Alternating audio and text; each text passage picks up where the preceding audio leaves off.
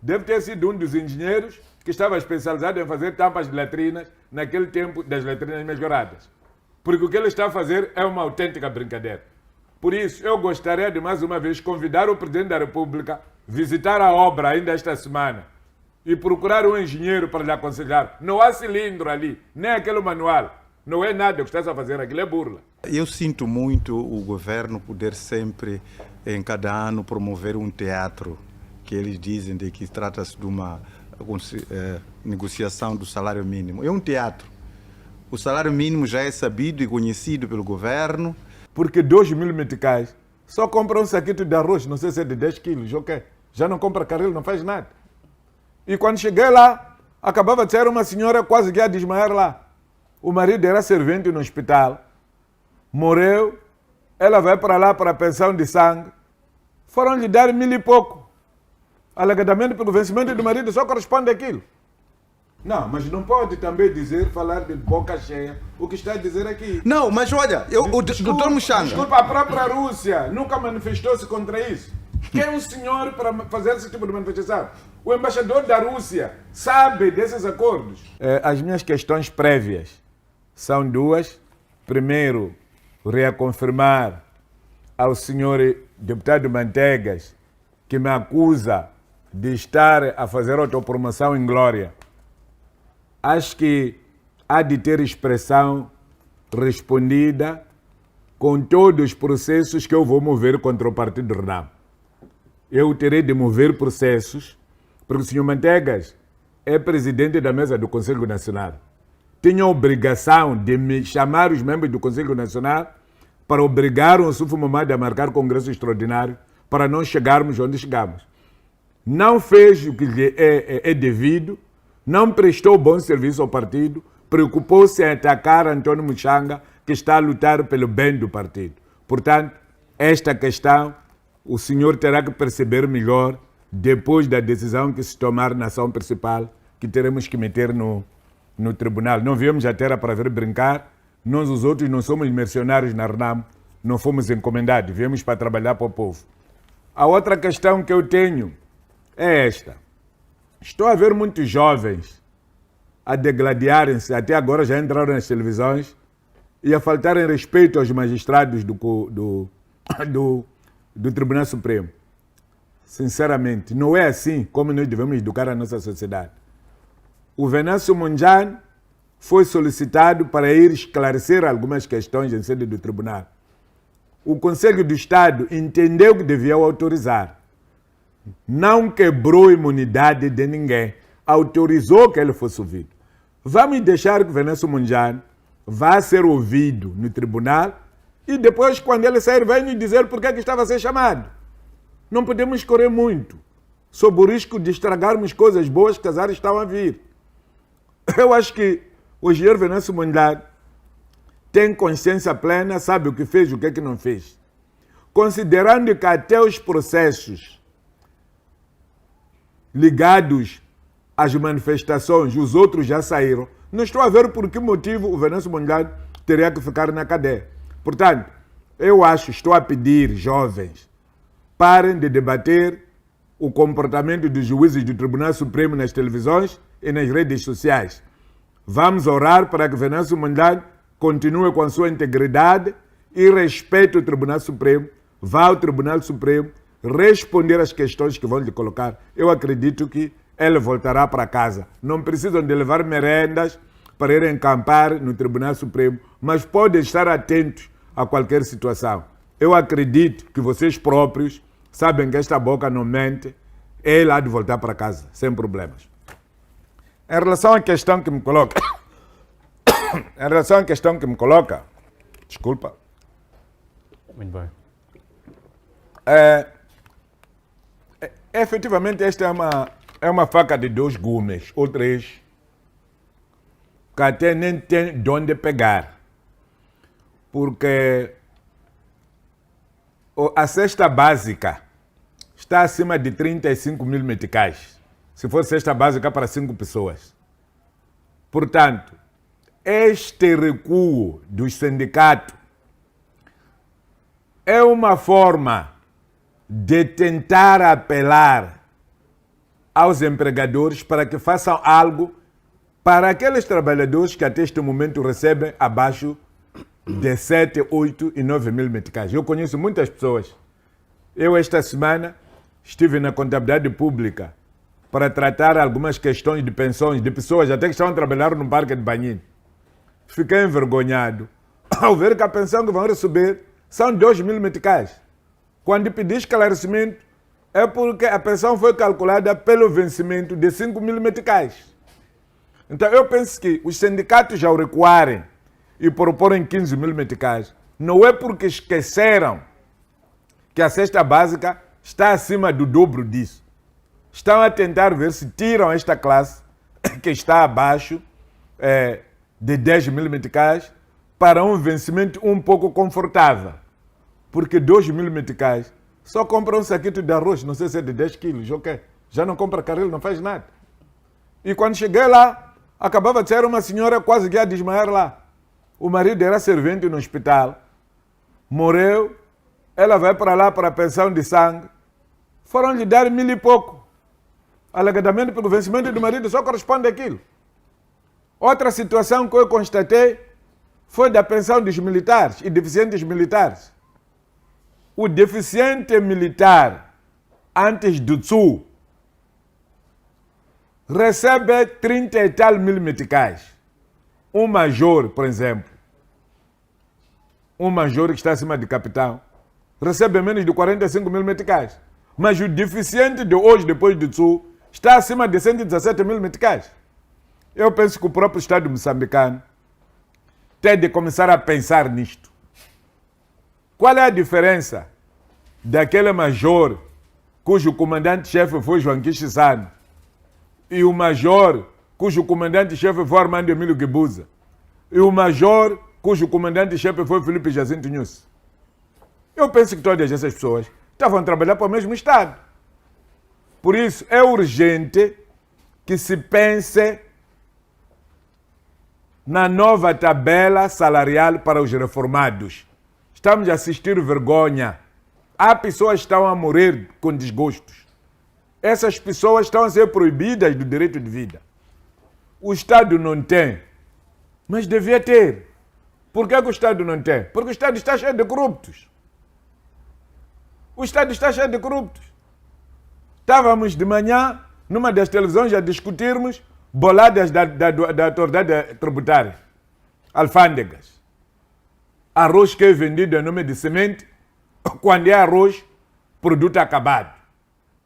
Com envolvimento de diretores ligados ao setor vital deste Estado.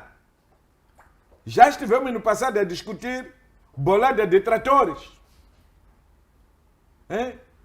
400 e tal milhões.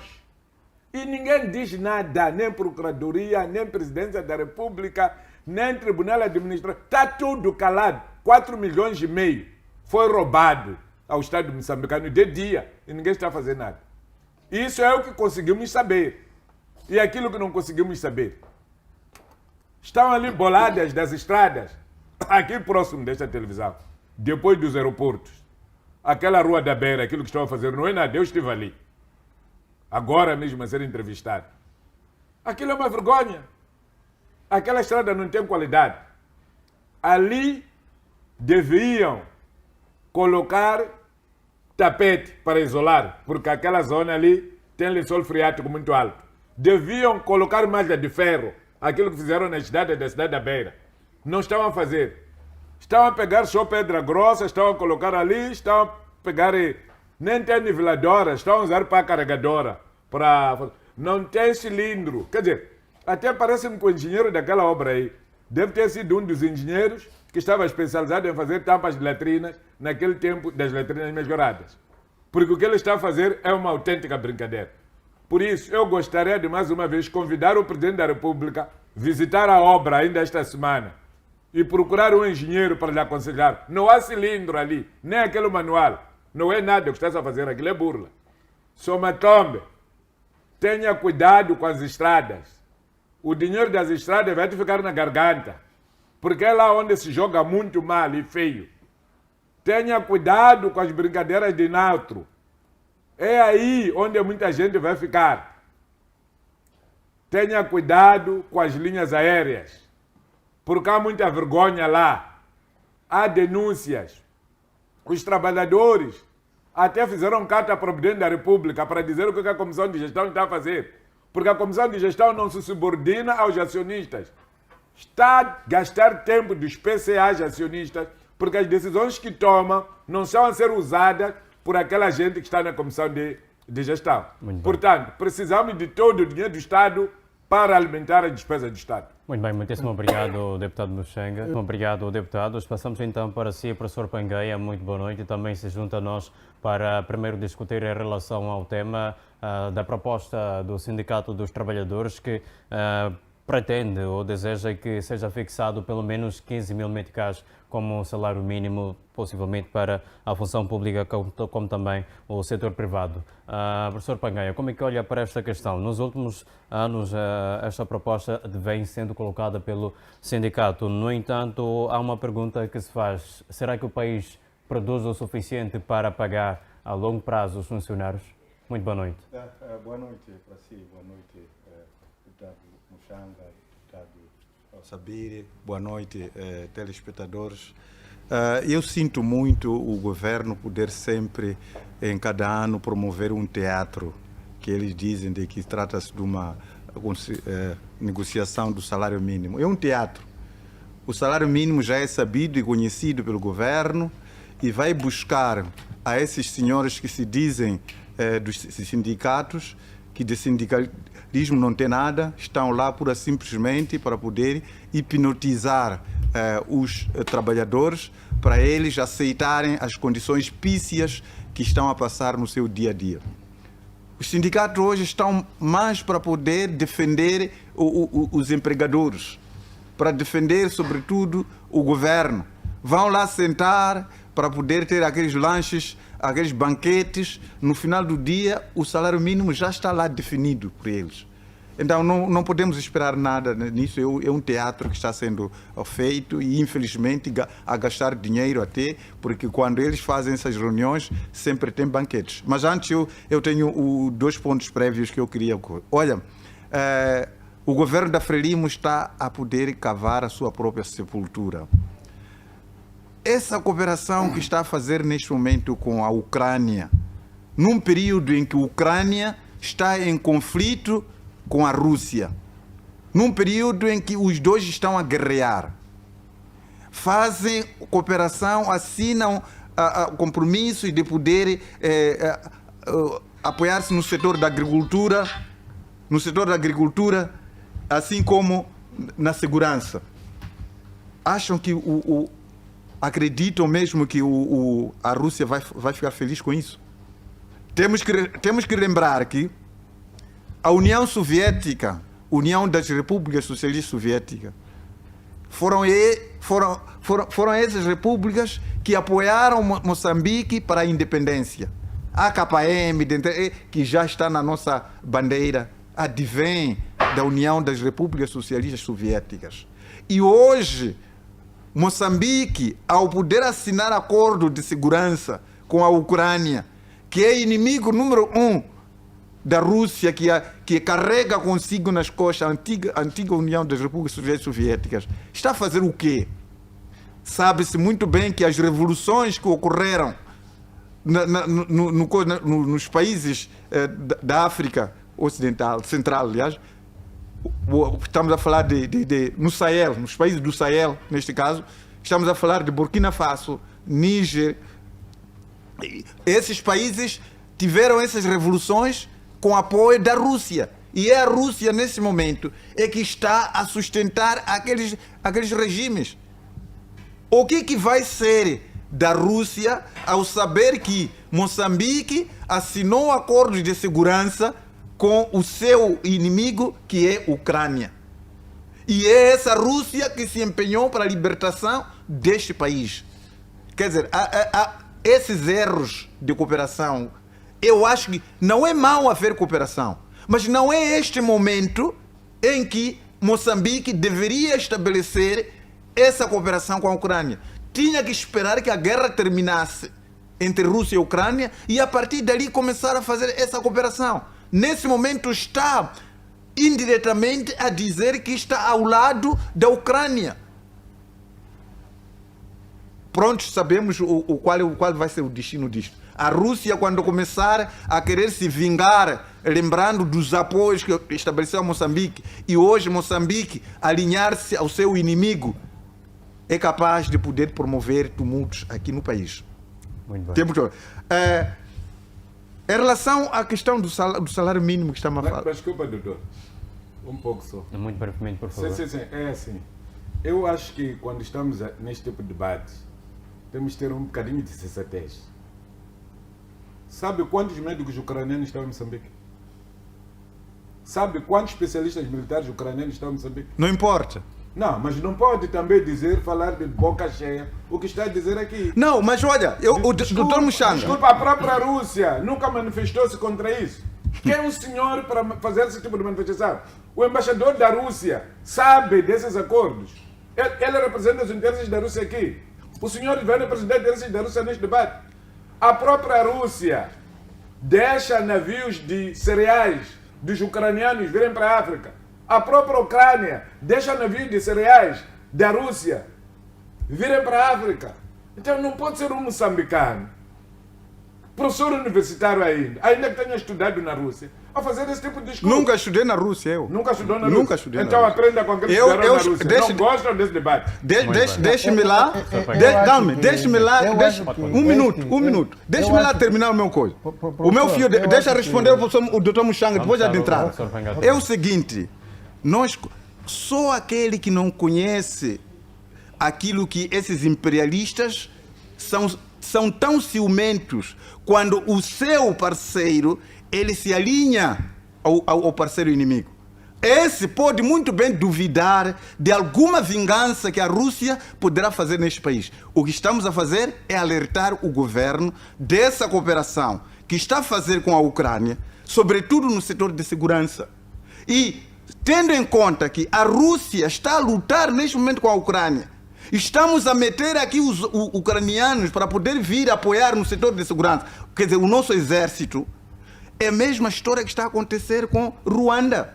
Nós estamos a pegar os ruandeses para o nosso país, para nos defender, mas, no entanto, os mesmos ruandeses estão a desestabilizar a um país irmão. É a mesma situação que está a acontecer neste momento. Todo aquele que conhece o modo de vivendo desses imperialistas sabe muito bem. O que Donald Trump fez agora? Reuniu todos os países que diz que estão no nosso hemisfério, dali da América Latina. Pegou 13 países, exceptuando Brasil, Colômbia e México. Pegou todos aqueles países, disse que nós temos que formar uma forma de poder repudiar a todo aquele que vem de fora para vir no nosso continente. Não quer China, não quer Rússia, não quer... Então, é nesse contexto. A questão que eu estou a colocar aqui é uma assessoria ao próprio governo que espere. Nós não queremos desestabilização no nosso país. Porque os russos que vão fazer nos próximos momentos, em face de acomodar aqui o seu inimigo, de pegar a assessoria do exército ucraniano para vir assessorar o nosso governo aqui, isso vai custar caro ao país. Isso temos que escrever. Rússia é amigo do Israel, mas Rússia não é atacado por Irão. Muito bem, mas por isso, esse discurso, como moçambicano e professor universitário, é melhor deixar. Eu estou a apresentar a minha preocupação sobre essa cooperação com a Ucrânia. Cedo ou tarde, alguém vai me dar razão com isso que está a acontecer. A Rússia não lhe custa de poder promover desestabilização nos países e provocar revoluções que nunca foram vistas aqui. E é por essa razão que estou a dizer que o governo da Frelimo está a abrir uma cova para si mesmo. Deixe-me lá continuar com relação à questão da minha contribuição. Em relação à questão do salário. Olha, salário trata-se de uma remuneração que se paga a um trabalhador que presta serviços ao empregador. E esse salário que é pago sai dos lucros da empresa. A empresa, ela compra a matéria-prima. A empresa paga a operação e manutenção da própria empresa. E, para além disso, precisa de ter remuneração para o trabalhador e remuneração para o próprio empregador. Então, o salário é definido nesses termos. Mas se nós pudermos ver as empresas nacionais quais são as produções que elas têm, que possa efetivamente pagar um salário que corresponda com a cesta básica no país. Que produção que as empresas nacionais, elas efetivamente conseguem ter para garantir que possa pagar a cesta básica de Moçambique, que está acima de 30 mil meticais. Todo honesto consegue perceber que as nossas empresas nacionais, elas não são produtivas, elas não são viáveis, não tem como poder pagar um salário que corresponda às necessidades do país. Mas tudo isso por que motivo? Por causa das políticas pétricas, políticas públicas pétricas que o governo da Frelimo tem estado a poder criar no seu dia a dia. Não valoriza aquilo que o país tem para poder ele produzir. Outra questão, essa questão das empresas serem, maior parte dos detentores dessas empresas fazem parte do Partido Frelimo. E por conseguinte, maioritariamente não pagam impostos. Então, seriam esses impostos, se todas as empresas moçambicanas elas tivessem a pagar impostos de igual forma, sem a seleção da cor partidária, teríamos aqui a nossa base tributária bastante larga e de certa maneira confortável para pagar, sobretudo, ao funcionário público. Então, não existindo essa situação, estamos aqui perante um caos. Porque se você for a ver a lista das empresas que o país tem e vai lá ver quantas empresas estão a fazer a contribuição na autoridade tributária, será uma lista bastante curta.